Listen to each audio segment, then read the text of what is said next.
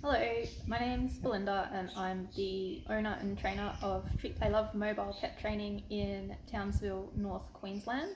And I just wanted to spend a few minutes today talking a little bit about how cool deaf or blind dogs can be and the awesome things that we can teach them with positive reinforcement training.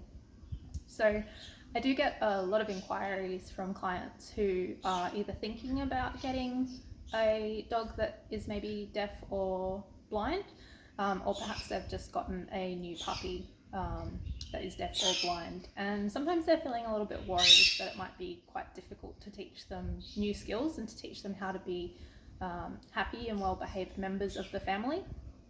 So I just wanted to talk about some of the things that we might consider when we're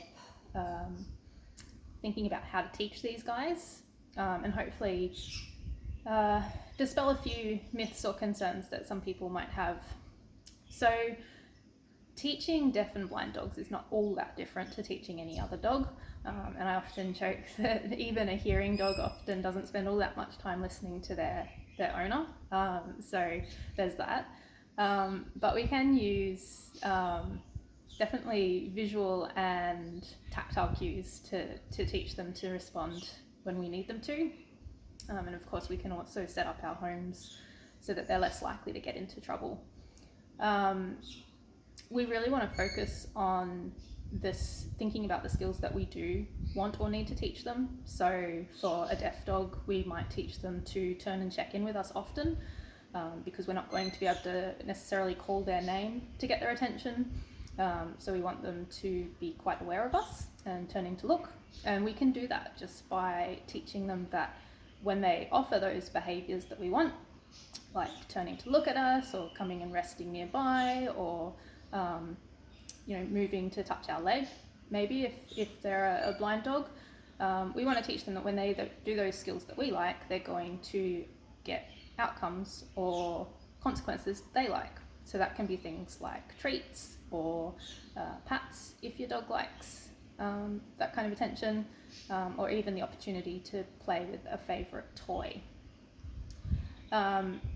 We want to not only think about what skills we do want them to do, but we also want to think about how we can set up our home, or the areas our dog has access to, so that they're not going to get too many opportunities to practice behaviour that we don't like.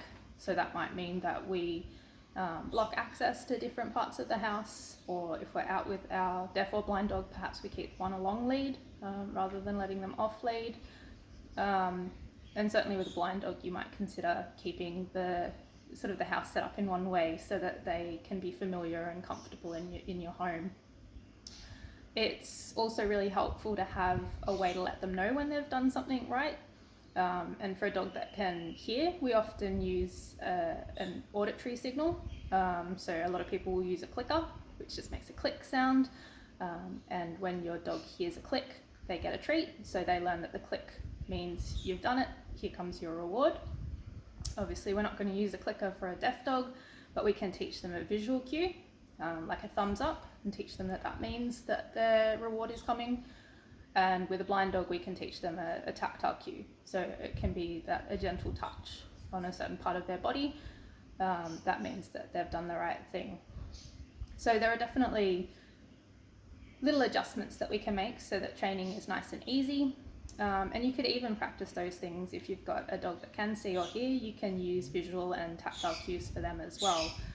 So all dogs are capable of learning those things, and it's really just up to us to get creative to learn how to communicate nice and clearly with the animals in our care. If you do feel like you need more help, you can also always reach out to the team at Hear No Evil. They've got a wealth of resources and they're always really happy to help. Or you can reach out to a positive reinforcement trainer who would be able to help you as well.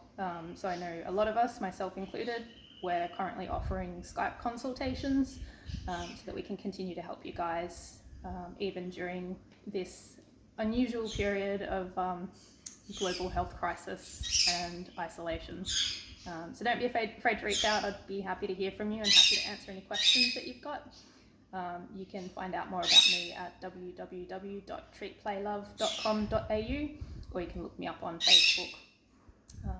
All right, let me know if you've got any questions. Thanks, guys.